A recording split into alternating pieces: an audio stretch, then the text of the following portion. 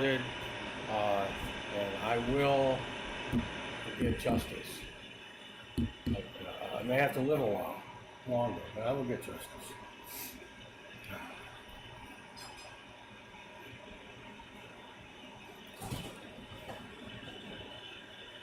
I'm thinking seriously again of taking over the country in November.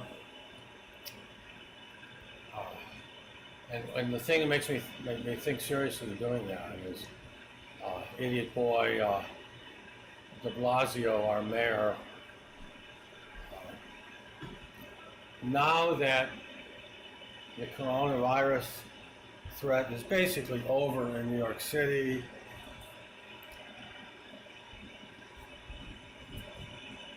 now that we have less than 100 deaths a day, and let me explain what that means. Those could be old people in nursing homes, probably some or most of them all are. Old people who have comorbidities, and they could have died anyway. And the presence of this infection, coronavirus infection, could have been simply coincidental and not have been a cause of, a contributing cause, a necessary cause of the death. These people could have died anyway, these 100 people. That's such a, I mean, that's in a city of 8 million people. Yeah, 8 million people. Yeah. So it's meaningless. It's so, and nevertheless, idiot boy, our mayor, is trying to discourage people to come to this city on vacation, spend their money. He's trying to discourage this by setting up roadblocks and quarantining people, and telling them if they don't quarantine, submit to this quarantine, which should be supervised by the mayor for 14 days, they could be fined $10,000. Why is he doing this? Okay? Why is he doing it? Only he knows. Okay? Only he knows why he's doing it. Maybe his wife is responsible. You know, he's an absolute peanut grader. He's stupid. Yeah, and Tucker today, I promise you to respond every day to what Tucker said, pick up where he left off. Tucker says, our city, I live here, our city contributes more than 10% of the GDP, and so that means that substantial injury to New York City is going to cause substantial economic injury to the whole country. That's what it means. All right. See, Tucker can't say the things I can say. He can't go, as kids say, don't go there. Well, he's got many he's had many don't go there moments. And, I mean, he can be. He can get the trap door opening up below his chair, you know, with the crocodiles. It's called cancel culture. He can be canceled. It's not. Nobody's too big to be canceled. Okay? So he can't talk about things I can talk about. Where did this come from? The whole problem. Well, if everybody were like me, there would be no coronavirus problem. I caught it in February. I told you all about it. I coughed for 2 or 3 weeks, I remember, and then I lived happily ever after, and I had no residuals. Well, how do you be like me? Well, and I'm 77. I'm exactly the same age as Joe Biden. Okay? I can debate anybody about anything. How did I get to be me? So that I blew off the coronavirus. And other 70. This is I'm 77 when this happens. This is just this year, right?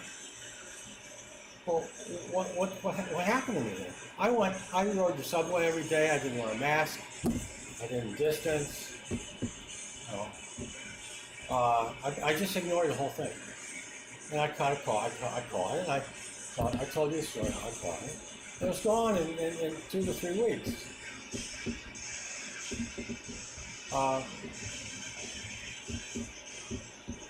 Why can't we have the population of me's? Well, that's what I want. That's why I'm here. Create mini me's and grow up to be full-blown me's. Okay? After like 4 months of this, I find out that all of my followers, my viewers, are young men between 18 and 32. In other words, I have the same following, identical following to Jordan Peterson, even though I am the anti-Jordan Peterson. Well, you know, I'm rectifying all the wrong, you know, done by Jordan Peterson. I'm explaining this basic. I gotta stay on track here. I gotta stay on track. I am what's called a garrulous old man. Yeah, I talk too much. All right, so I got to take over the country now. I mean, I will do this before I let Mayor de Blasio bring us down. Coronavirus in New York City is over. Okay, you know, we're mulling around together. We've been doing this forever, and all that matters now. All that matters is death numbers, nothing.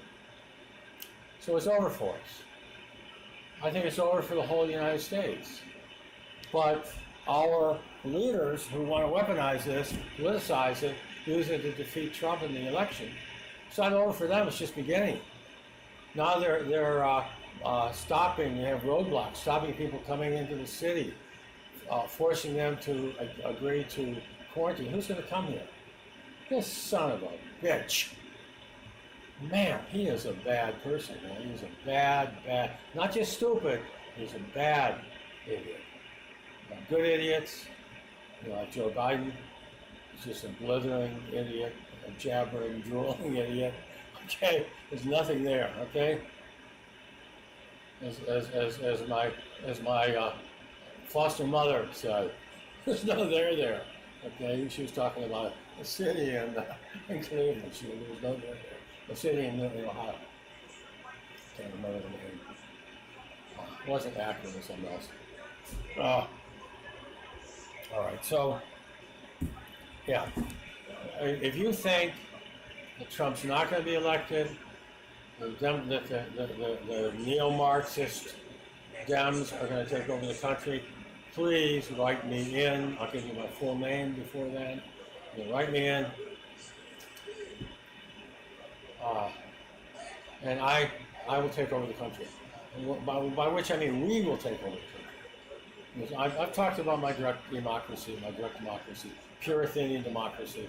A white stone for yes, a black stone into the big urn, you know, for no. That's what we're gonna have. We have a pure, direct Athenian democracy.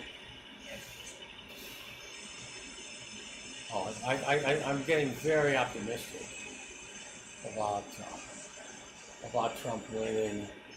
Apparently, a poll showed that he was only 3 points below Joe Biden.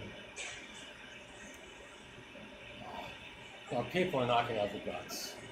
That would be a very scary thing, because when you vote, if and when you elect Joe Biden, you don't know what you're going to get. You don't know what's coming. I mean, you don't know who is really going to be running the country. You know it's not going to be him. See? So, I just can't imagine people doing this. See, here's our problem. We have one big problem in the United States. It's the American people. Okay? And a beautiful example of what I'm talking about, this popular vote majority in the American people. Beautiful example is Bill de Blasio. Okay, why do we have a big, blustering idiot for our mayor? Because New York has become a third world country.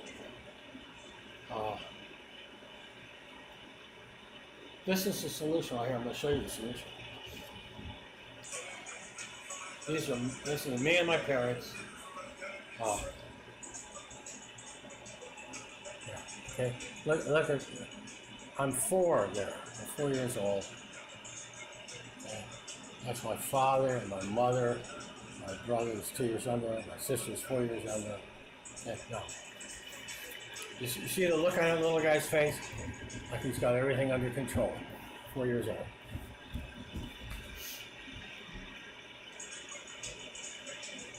This is going to happen.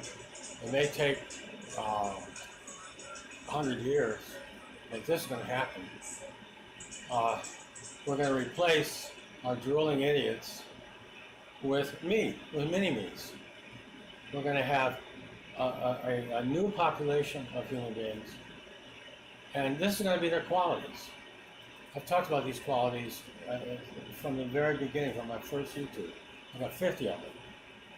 I mean, look at me. Do I look like I ever worked in my life? Well, I didn't.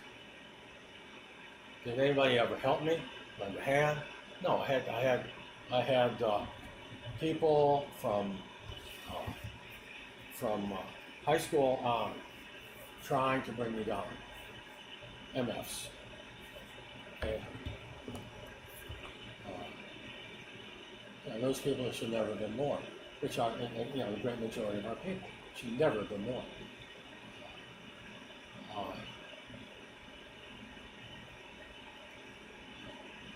And not so much for what they've done to other people, but when they've done bad things to other people, but what they've done to themselves. Okay? See, I am the first one to teach you many, many things. And one of these things is the phenomenon of self-victimization. See, the neo-Marxists explaining everything in terms of the little growth. He looks like he looks like a Zoom, that little fucker, Noah Chomsky, doesn't it? It looked like he was in, and his hair kept growing after he died, you know, and they exhumed him, and they used some kind of new electrical method to bring him back to life. Little fucker. And this idea that the poor are poor because of the rich. The rich made the poor poor. Okay?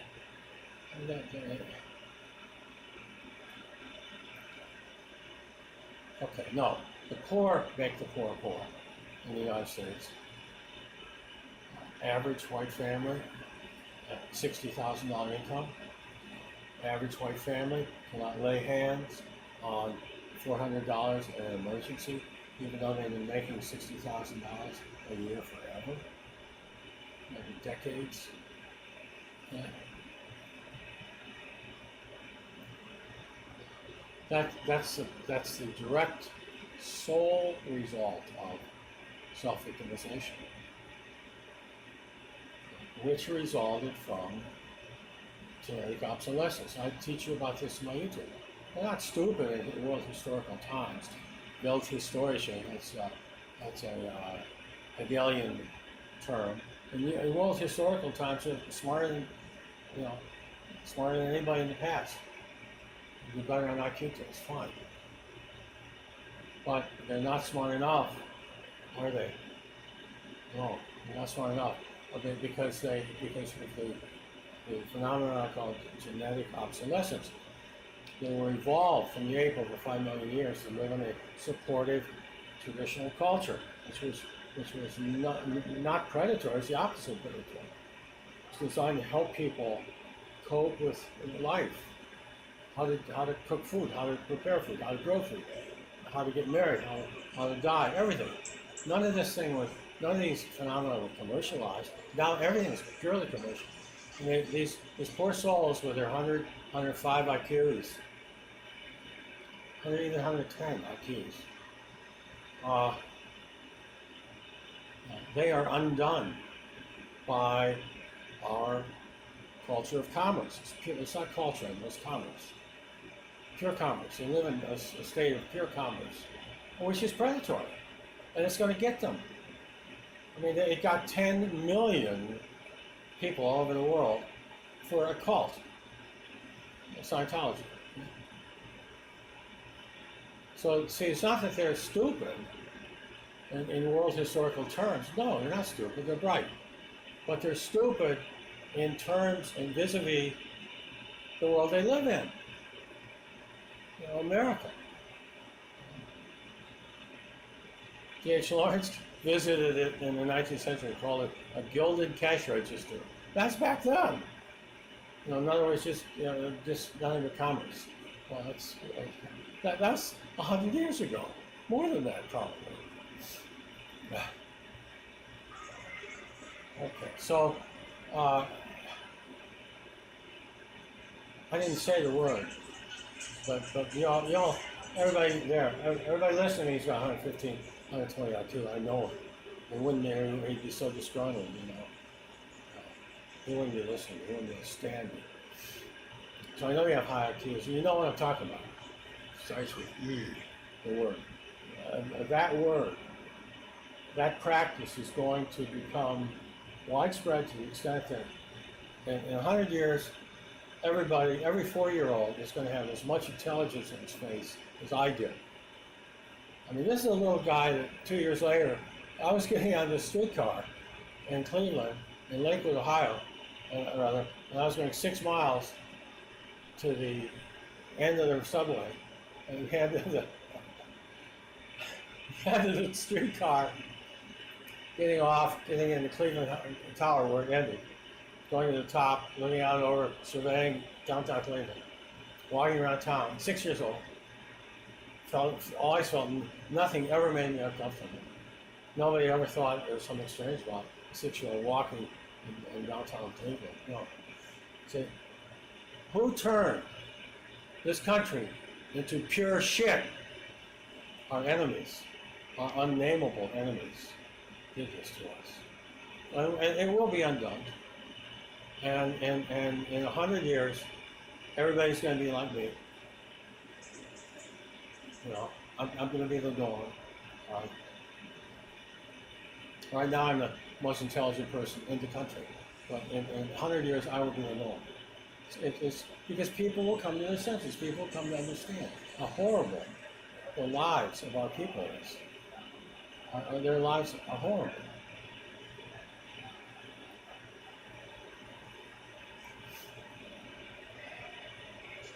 No, Donald Trump, President Donald Trump, our leader, our supreme leader, please impose martial law. Give this nincompoop, de Blasio, give him a job, in Washington, D.C. somewhere, with a big title, make him the Secretary of Housing or something,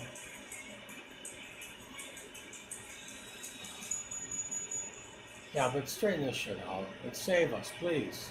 President Trump, please save us. We are going down. I mean, what if de Blasio is successful in destroying New York City's economy? It's not going to happen, but it's hypothetical. If you were, I mean, it could be the beginning of a house of cards.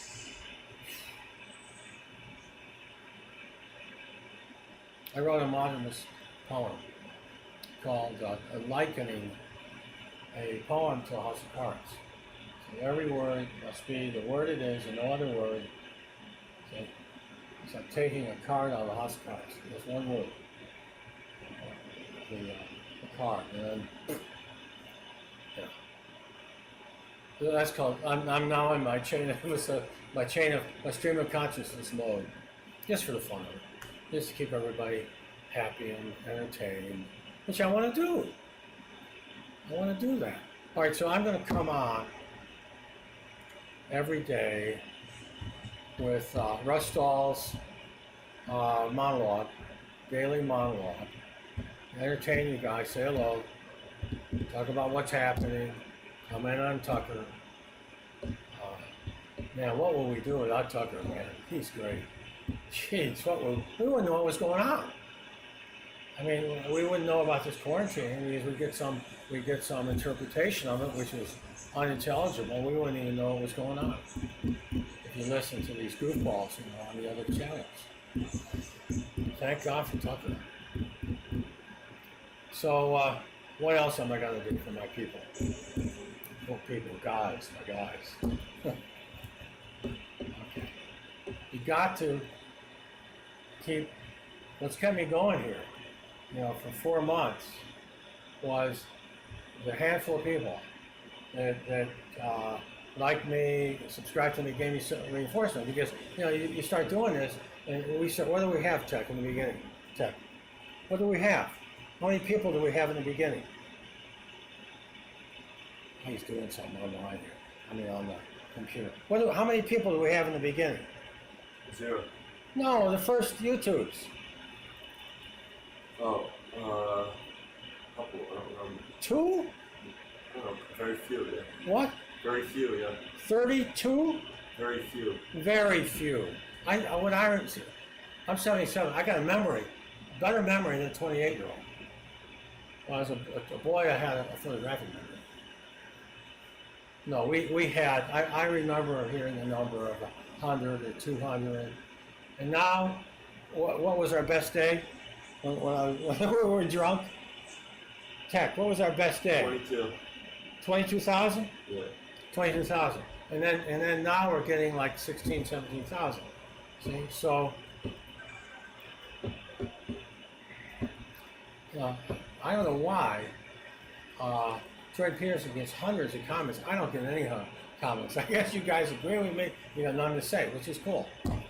But I don't want to do this writer's workshop unless you guys want it. I mean, I was doing it for you. I thought, well, this will be the beginning. I'll put all these bogus writers workshops, Iowa, UVA, NYU. I put them all out of business, which I will. I would in time, the fullness of time. I would. Okay? But if you guys aren't interested in this, then I don't want to do it. I can talk about other things. I can teach you about other things. I haven't really got into. You need to go back and do all 50 of my. Watch all 50 of my YouTubes. I talk about the Civil War. God, I talk about 100 different subjects, giving you the truth for the first time. Like, you don't know anything about Civil War. Nobody does. Nobody. I was the first one. Because I was able to de-zombify to the extent that I could understand what I was looking at. As Mother Gertrude said, most people don't know what they're looking at. Okay? I mean, almost all people, virtually 99% of Americans, they've been programmed, they've been zombified so many generations that they look at one thing, and it's very clear what it is, but they see something, they see the opposite. They see, that's zombification. That's mass hypnosis. Okay? All right. So just watch my YouTube about Abraham Lincoln and the last 9 months of the Civil War. Okay. Okay. But I can do a lot more on history. We just got started on we scratched the surface of history. I can do a lot more on history. I love history. I consider myself the greatest historian ever. The Civil War thing justifies that alone.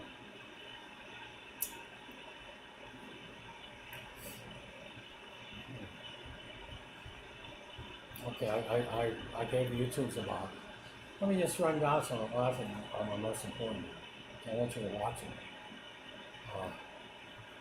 Why? Because I want you to get a real college education. I want to change your life. Okay? That's what college education. If it doesn't do that, it's not justified, is it? It's not changing your life. I talk about getting a job and how you better not try to be a mechanical engineer unless you look like a mechanical engineer. You ain't gonna get a job. Okay? Or a little fat boy on YouTube, and everybody cried about it. He got 3 interviews on 200 resumes he sent out, and nobody said he didn't get the job because he's too fat. Nobody wants a little fat mechanical engineer working for them. No, a big company. And they didn't mention that on YouTube. Well, I saw that immediately. All right. I don't know why I won all my big cases. I didn't lose a big case. case of any kind of substance at all. I had the largest verdict in the history of Central American Florida, 2004, Campanione versus City of Tampa. That $18 million verdict is what resulted in persecution. Fuckers really tried to kill me. And other people put through what they put me through, literally blowing their brains off. I was put a gun to their head, blowing their brains off. And I laughed it off. And I wrote Rossetti, Story of the Middle, greatest novel since Don Quixote. Yeah. So I mean, I dealt with it. You know? I am a tough honcho.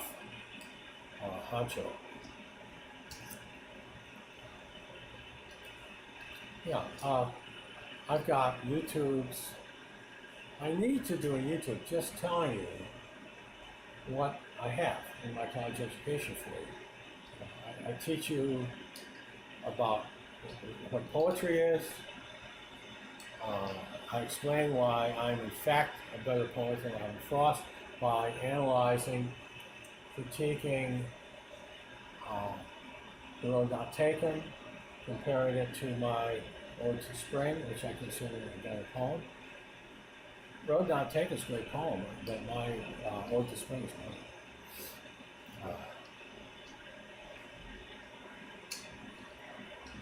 Okay, I introduced my philosophy of art, which I've talked about.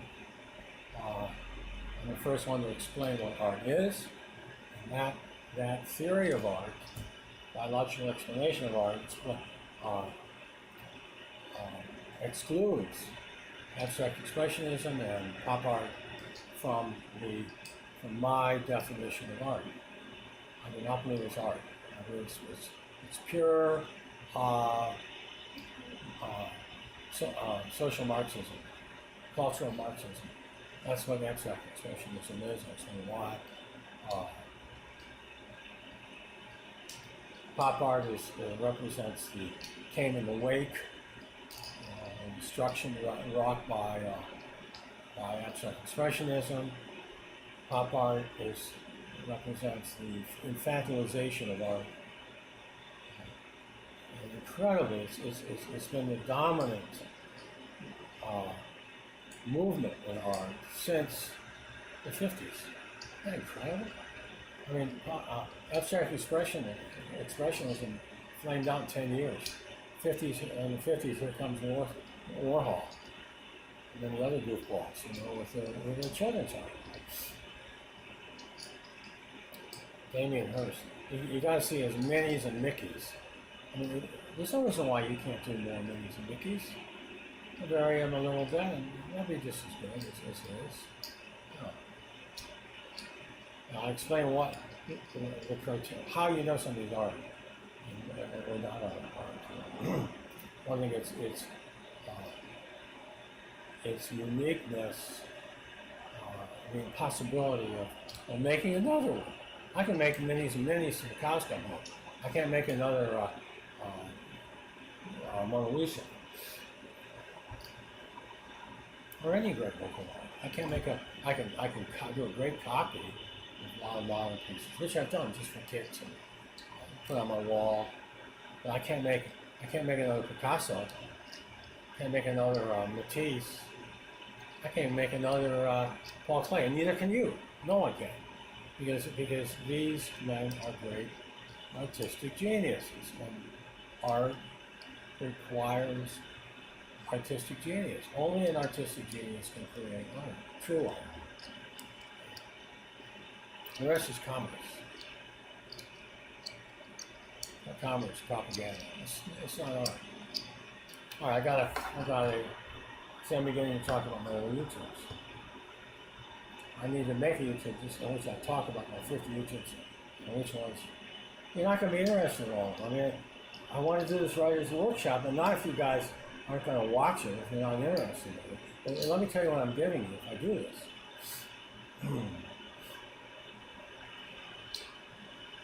I'm giving you a Master's of Fine Arts which is a 2-year program, UVA, or Iowa.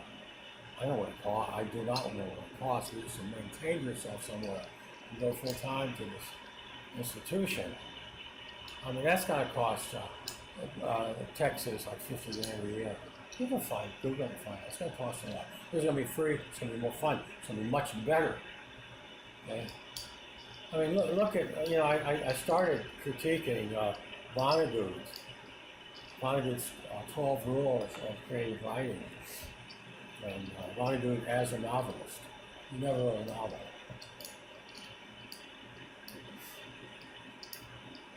When I talk about my philosophy of the novel, the biological basis of the novel, and why the novel is in our DNA. And Vonnegut's work is not novel.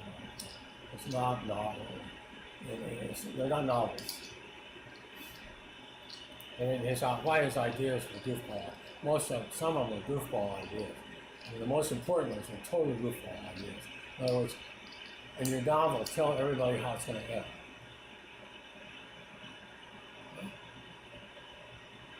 I mean, you got to be kidding me.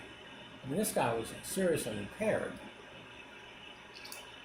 A novel, a true novel is in our DNA, which goes back 5 million years. I'm sorry, not 50,000 years to the caves. We go back 5 million years to the trees. Well, we only go back 50,000 years to the caves. Okay? And we're the storytellers. We're sitting around, everybody's sitting around a fire. And a version of me, an early version of me, is telling them a story. And they're listening to hear the story. And because they want to know where it's going, what the climax, the culmination, the denouement. How does it end?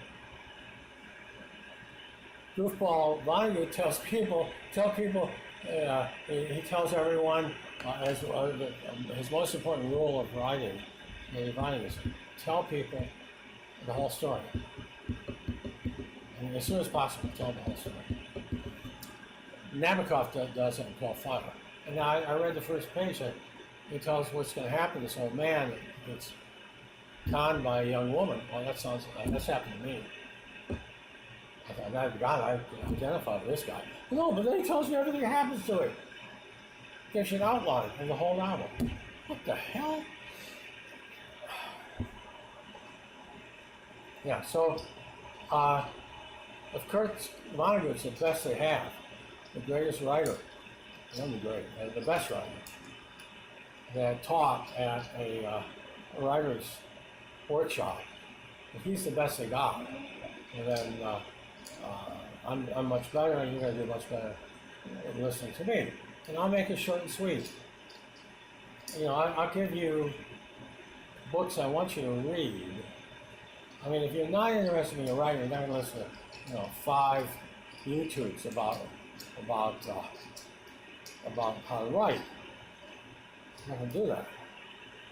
I've got to really summarize things. I'm going to give you books that I want you to read and some things I want you to test yourself on. I want you to, this program will be based on you trying to discover yourself as a writer, to develop yourself as a writer. And yeah, I'm going to talk about writing itself, and I am the only novelist who has a philosophy of the novel, and who has a theory, scientific theory of the novel, which is basically that storytelling is in our DNA. It hasn't changed for 50,000 years. If our DNA is the same, if we're biologically the same as people did 50,000 years ago, why would not our artist DNA, our painter DNA, our sculptor DNA, our writer DNA, our storyteller, novelist DNA, wouldn't that go back? That means that goes back 50,000 years too, see? Look, I love modernism, experimentalism, but I only like experiments that succeed. And 90% of modernism is experiments that fail. Beautiful example. It's Stein, who I love. I love her, one of my very favorite books and histories and autobiographies, all the same. Gertrude Stein's autobiography of Alice B. Toklas. That's one of my favorite books. So that is a wonderful book. She's the same person who wrote Tender Buttons. I read some of that online too on my YouTube. And it's totally unintelligible.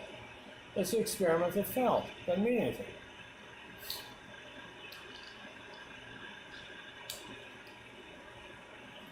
Yeah, so I'm going to, I wish everybody would take this writer's workshop because writing is so, I mean, you're just kids now. As I explained, you're going to live 3 times or more. If you're 18, you're going to live 5 times as long as you are now. So do it right. Do it right. You know, you've got a better chance of doing it right now than any time in history.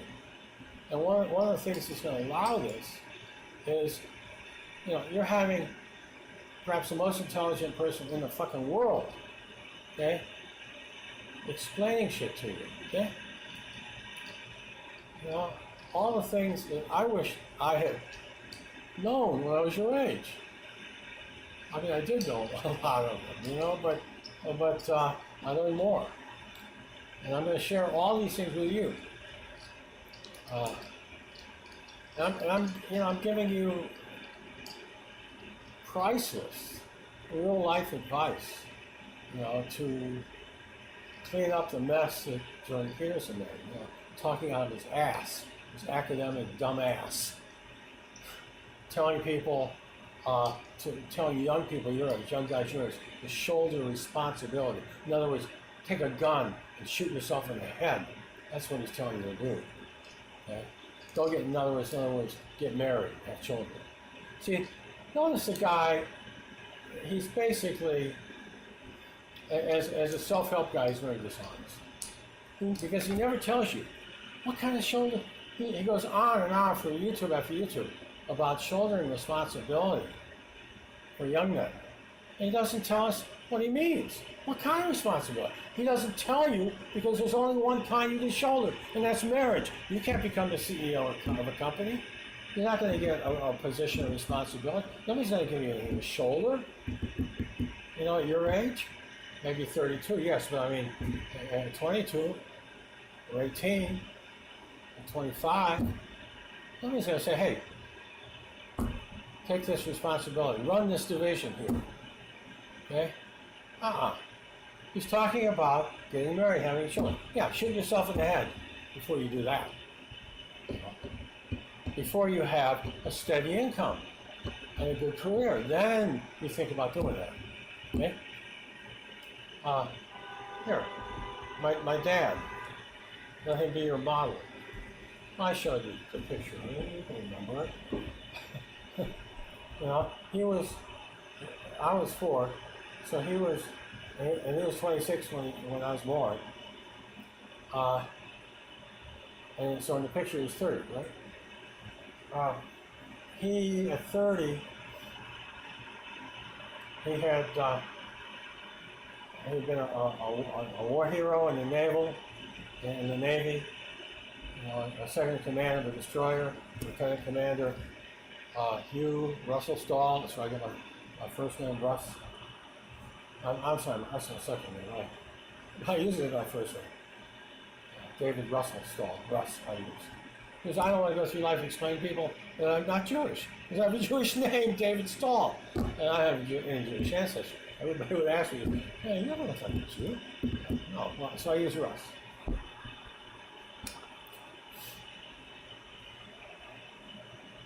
All right, so Dad, Hugh Russell Stahl.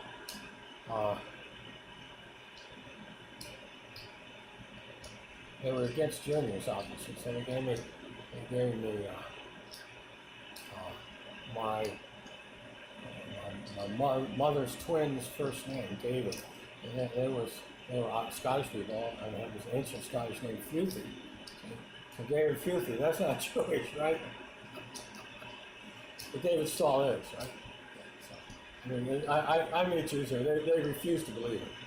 I mean, I know some Jews have known me for years. They still are convinced I'm really a crypto Jew, I guess it's called. Funny story. All right, so my dad, he's 26 when I'm born, and he is it's the middle of the Second World War, and he is the second in command of the destroyer, where he's got a career for the rest of his life. He just stay on with the Navy. In fact, they tried to make him stay on, and he didn't do it. He could have he could have got his own ship, an admiral. So my point is, he didn't have me when he was a chief petty officer, a seaman, not knowing what he would do when he got out after the war. No. Oh, he had already graduated magna cum laude, Phi Beta Kappa from a prestigious private school in Cleveland, Case Western Reserve. Yeah. Phi Beta Kappa, that's top 1% of college students. Right? My mother had represented Ohio State, Marysville, Ohio, her high school, and the Ohio State Science Fair. And she was a chemistry major at Ohio State when my dad met her. All right, so my story is, you see my whole story in that photograph. All I had to do was be born. That little guy's already got things under control. He's only 4 years old. Okay? And what a sweet life he had. My God. Never had to do homework, never had to work as a lawyer. Loved trying cases, kicked fucking derriere again and again. All my big cases kicked derriere. Without, you know, my last case, Campania University of Tampa, was the largest injury levy in the history of Central and Northern Florida. I haven't told you all about it. I will.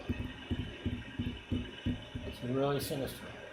I mean, it's going to change your attitude towards a lot of things.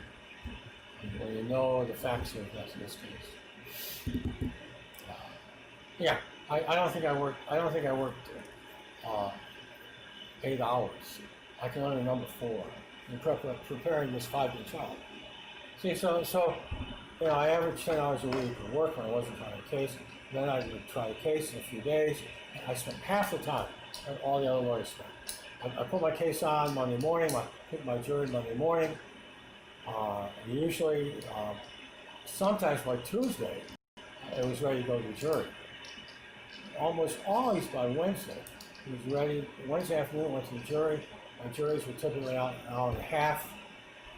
I mean, even I had 2 1-week juries last 2 weeks. The rest of them were all. And juries love me for that because this is no deal for them. They don't want to sit down there.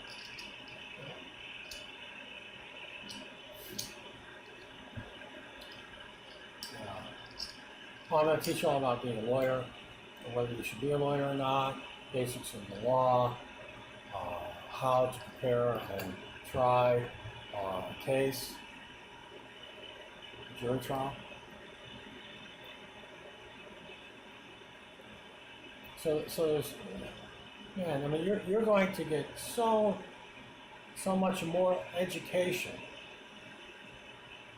such a superior education for me, than you can get from Oxford, where Ghislaine Maxwell is a graduate of Oxford. But you're going to get much better. So I'm not just going to teach you substance of subjects,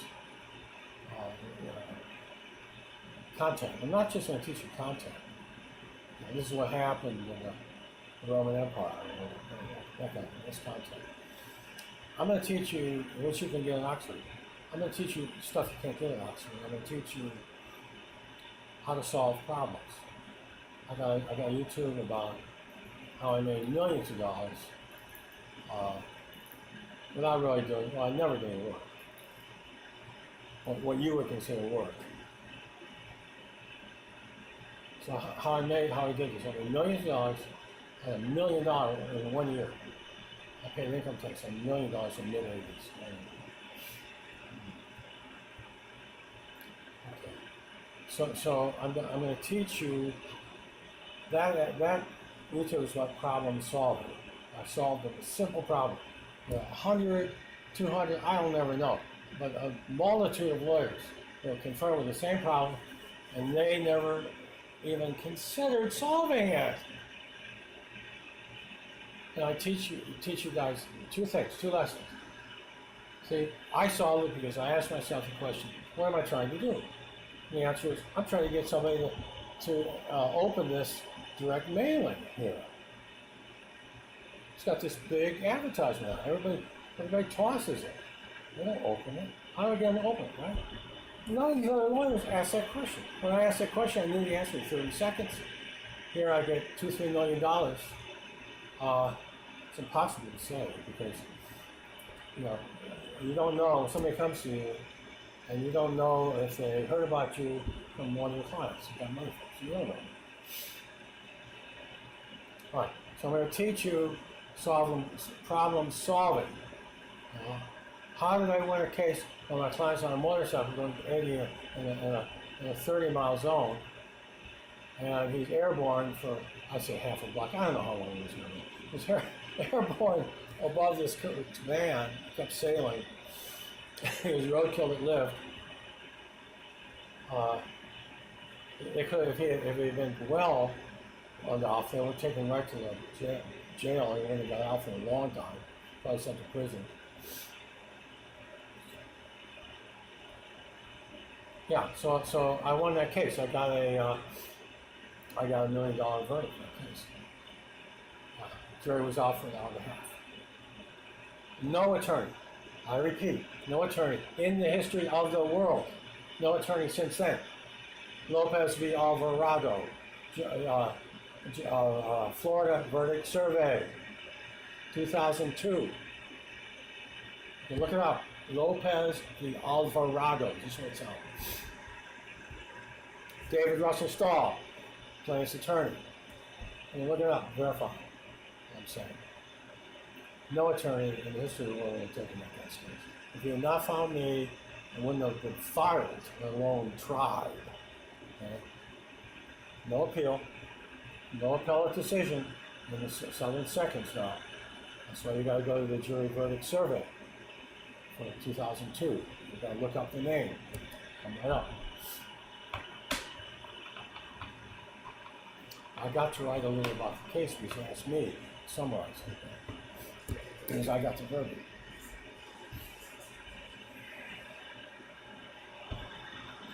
Yeah, so, I feel a moral obligation, man.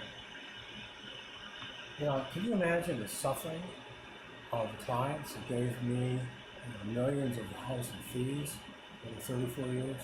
Can you imagine the total suffering? Oh, God. These two cases alone, you've got catastrophic injuries. First guy had his guts almost torn out. Brain damage, speech damage, loss of limbs, function of limbs. I mean, these guys both didn't get around,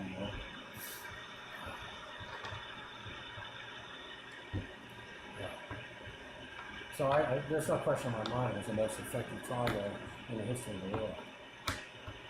No, I can persuade you that very easily if you just read J&H Auto Term versus Lloyd's of London.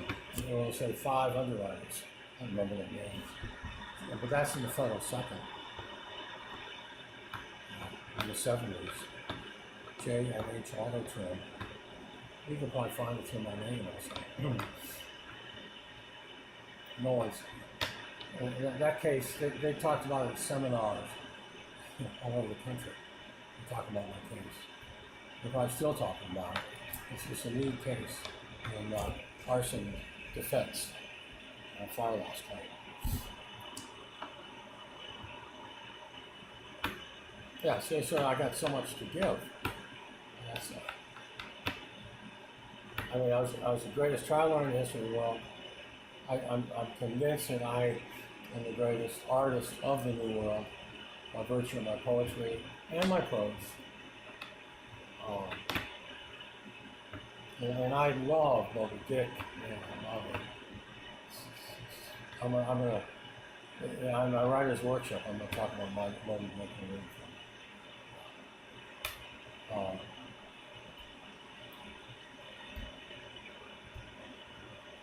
I mean, I'm not an egomaniac. I'm a very realistic guy, very humble. I don't know this, I'm sure, but I am. I'm very humble. I mean, I try to help everybody, no matter how impossible the case is. I mean, that's only a saint would take the cases on. Only a saint.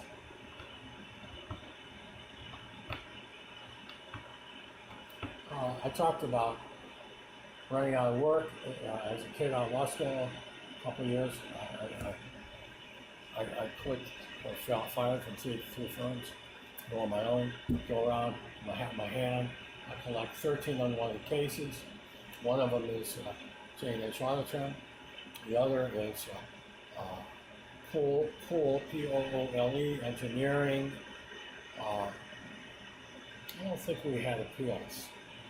You have to rely on me to tell you about those cases. But that was 4 or 5 cases just representing Bill Poole, English-born engineer in town. Nobody would touch him. Nobody would pay him. Nobody would represent him to collect his debts because he was an unindicted conspirator in the Gurney corruption trial. He was a bag man. He would bring the cash to him. So no attorney would talk to him. If he had come to me, I won all his cases exactly what I asked for. I sued the city of Tampa this is early 70s for not paying his engineering bill on the grounds that the work was substandard or something. It was incompetent work according to them, so they didn't have to pay 120 grand. No, I got 120 grand.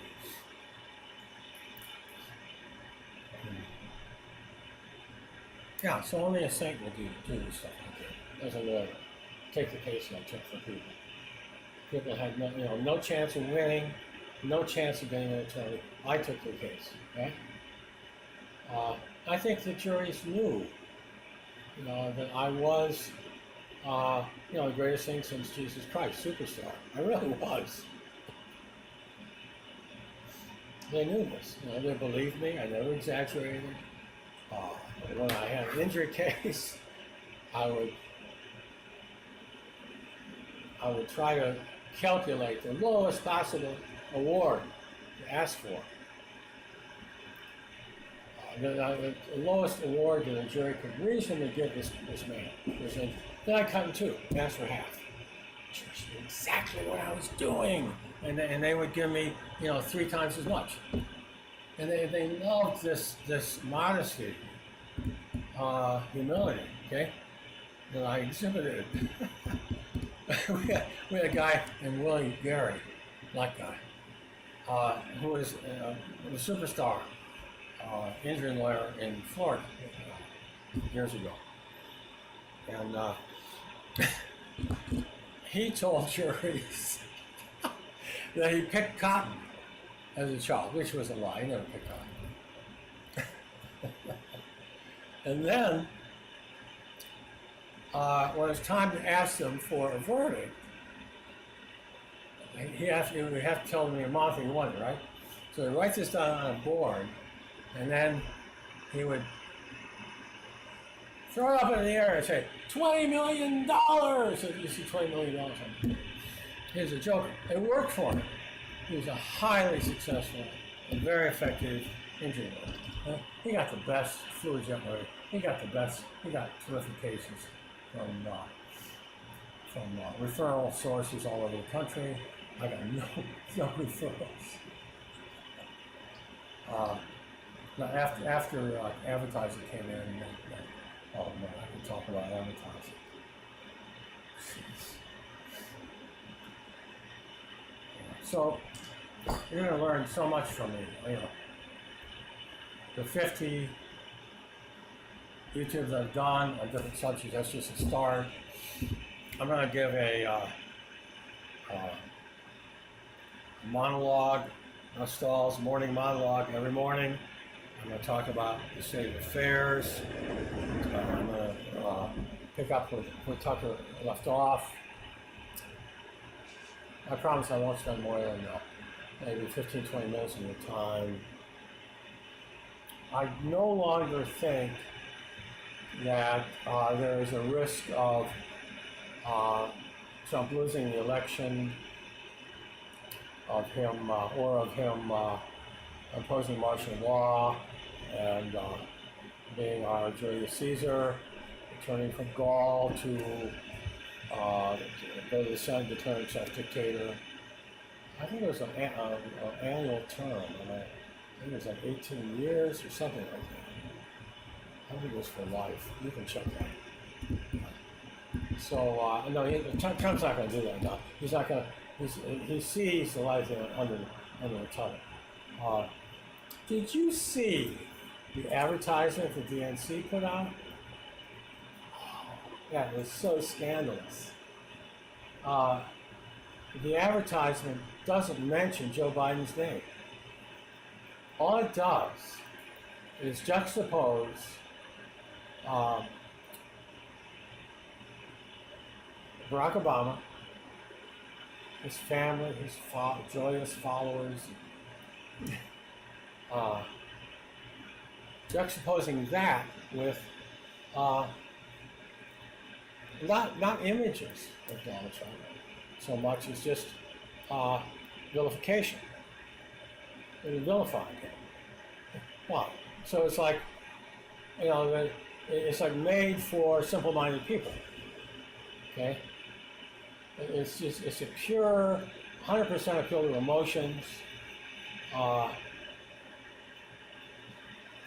The allegation has an implicit allegation that Obama has been victimized and vilified wrongfully. And he was you see him, and he's just blessed. It's just a beatific. He and his family, they're all beatific, Yeah. So it's a pure emotional appeal. No discussion of the last 4 years, Trump's presidency.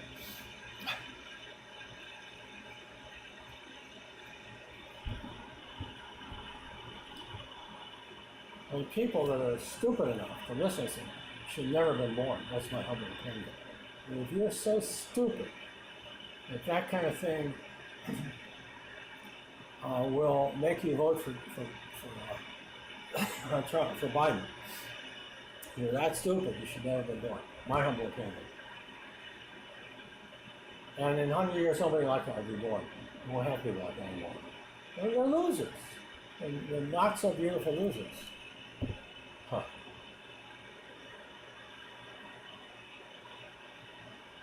Yeah. Well, what's going to happen now? Remember, they called me Swami in 6th grade. They let me sit with a crystal ball on the stage. All the other sixth graders, or 7th graders, they watched me. And I told everybody's future. I was dressed up like a Swami. And I'll call me Swami the rest of my time. I was in elementary school. So I'm still Swami. I can only tell the future. What's going to happen now is that Trump, maybe a month and a half from now, I would advise him, wait till I tell you to. I'll tell you what to do. He's going to unleash a barrage of anti-Biden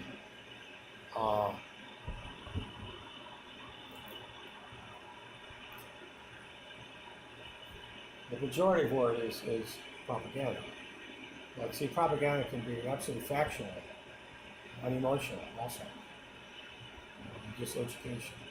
Unleash this body of education. It's about 10 better words for it. I'm old, man. I'm 77. What do you want?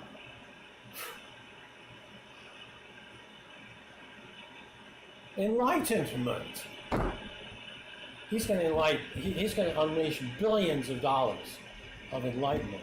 It's going to make Biden and his son, you know, and his history.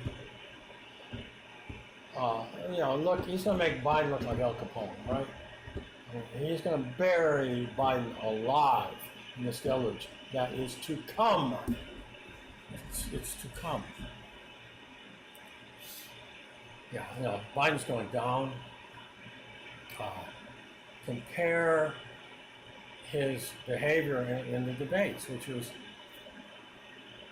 not great, but it's not atrocious.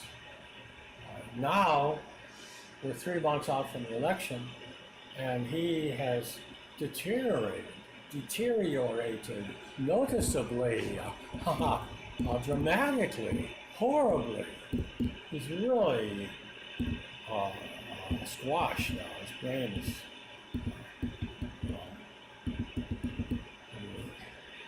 I don't have to. You know, you've seen it yourself again and again. But just imagine now. You know, we've got the primaries, okay? And we've got so many months to today. Now 3 months on this trajectory. He's not going to. I can't believe he's going to be able to be intelligible. He's hardly able to be intelligible now. So he can't go to the convention. Everybody knows what's happening. He's just a placeholder. When you think we've got a population where half of the people have one issue in mind when they vote for president, I want more. Who will give me more? That's all they care about. They're not intelligent enough to understand, you know, the issues, you know, the forces at work. It's a very scary time right now with this coronavirus, which again, I have a YouTube about that. It does not cause the lockdown of our present state of affairs, this horror of the lockdown. All of these events were caused not by coronavirus, but by bad government, unintelligent government. As brilliant as Trump was, he was not brilliant enough to see through this little nitwit Fauci. God, is this guy sad or what?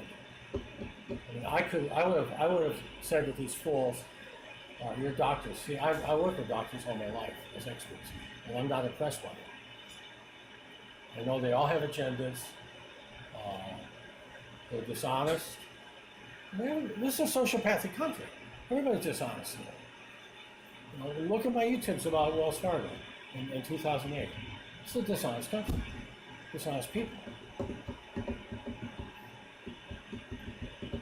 So these experts come to me and tell me, if you don't lock everybody down, we're going to have millions of deaths. I'd say 2 words. Prove it. Oh, we can't. We're just offering our opinion. Yeah, sure you are.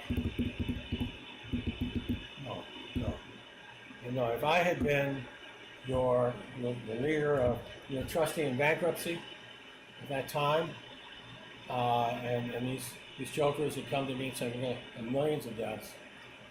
I mean, obviously they had no idea what they were talking about. I mean, there weren't hundreds of thousands of deaths. See, it was millions. See, they were opining millions. I mean, that's not a mistake anymore. How do you make a mistake that's that big?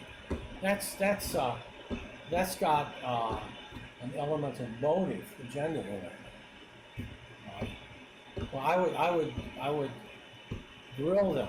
I'd give them the 3rd degree, okay? And think they had been captured by the Geheimstaatspolizei. I got through with them. Or the KGB. I got through with them. And no, I wouldn't have bought it. I can promise you. I didn't buy it at the time. Rush Limbaugh and mocked him. He's the only guy saying, "What's the deal? This is the flu. This is nothing but a flu." And it is. It's a flu that's killed, maybe twice as many people, which is nothing in a population. Well, 150,000 people. maybe it'll be 200. Yeah, the population of 330 million? That's insignificant. Well, not if it was your father. Wait a minute. These old people, they're going to die anyway. Okay? So do we destroy our way of life? Because some of these old people that have abused themselves all their lives, they're overweight, they have heart disease, self-inflicted. They're in nursing homes, and idiot boy Cuomo, he orders all of the COVID virus hospitalized people. When they come off the respirator, you send them to the nursing home. He knows that these nursing home people are highly vulnerable to the COVID virus. These are the people that our zombie nation has been electing. De Blasio, Cuomo, okay? They're too stupid to live. And yet here they are. We have to deal with it. Setting up quarantine, setting up roadblocks when it's over. We got this Paquinel, hydroxychloroquine, however it's pronounced. We have all kinds of things on the line here, coming down the line. Fewer and fewer are going to die. And these are people that would have died anyway. And these good people, they did not want this. We're all the same. We get to be all pretty much the same. We grow old enough, None of us want the kids to suffer on our behalf. We don't want that. That's stupid.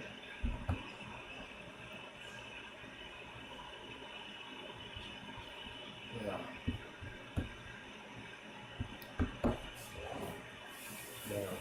I could go on and on, give you all 50 of my YouTubes, but I don't want to do that. I want you to go back and listen to them. Don't be afraid to send a comment and ask me to enlighten, to expand, whatever. I'm here to do this for you, to help you. I love likes and subscriptions because it gives me the will to go on, which I don't have to. I can take all these down.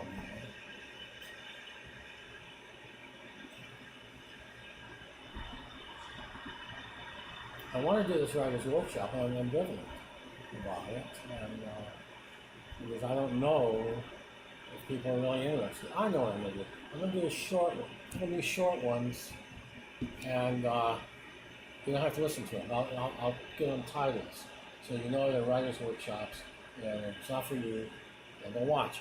And I'll do other stuff. I'll keep doing my Tuckers. I love Tucker, man. He's great. God. We lost Tucker. That'd be a tragedy.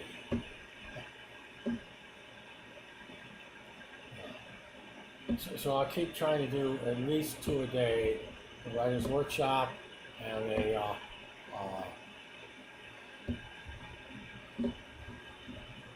monologue with Russ Talk. I'm fucking old, man.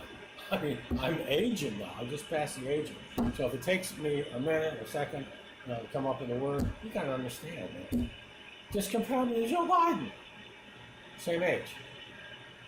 January 17th, 1943. He's a little older than that, a few months. So, this is good for me. Very good for me. It's good for my soul, but it's also good for me cognitively. I mean, compare this to my first. and I was a mess, man. Because I hadn't been exercising my brain like I'm doing now. See? Brain's part of the body, the most important part. And if you rejuvenate your brain, you're going to rejuvenate your body at the same time. So anyway, great talking to you, and I will try to get a writer's workshop in sometime today or tonight. So have a great day, everybody. Tech, I can't find my arrow, Tech. Can you stop this? Tech! Oh, fuck. Tech!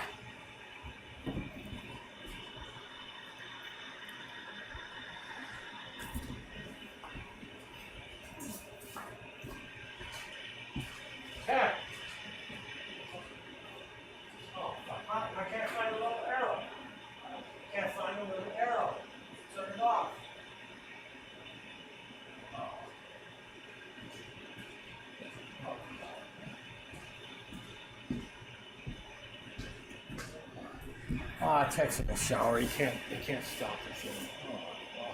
Sometimes I gotta sit here and wait for tech to turn it off. I played the trumpet in the orchestra at UC Berkeley, and wonderful experience. Schumann's Vierte Fourth Symphony. God, it's wonderful. Yeah, make sure your kids all get an opportunity to play a musical instrument. My mother did that. She took me to tap dancing, which she enjoyed with it. I mean, this is when I was in elementary school. Expose your kids to take them to concerts. I'm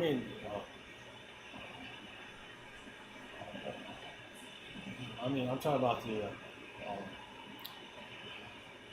classical music concerts. Take them to hear the Berlin Philharmonic if you can. The best orchestras you can find, as often as you can. And that really shaped me, that experience. I think that contributed to making me a connoisseur of all things, including not just music, but literature, painting, sculpture, feminine beauty. That's a big one for me.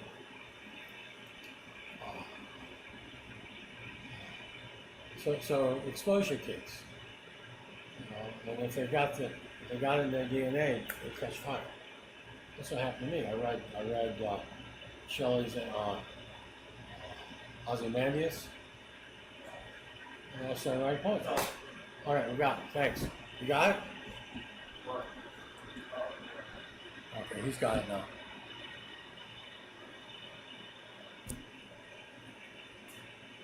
I can't find that little arrow.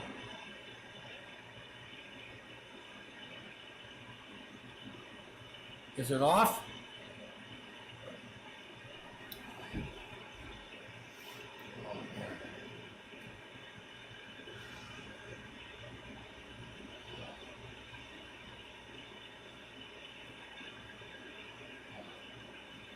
Well, I'll tell you what's really helped me tremendously. Getting out, walking in the sun. I used to 4 or 5 miles every day, and this virus prevented me from doing my walking. The sunshine, vitamin D. I looked years younger, healthier. Everything's working. What the hell is wrong with tech? What's going on, man? Can you stop it?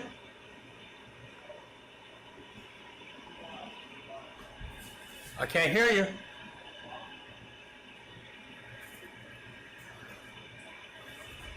What are you saying? What? I'm off. See, that's something so loud. No? A new one?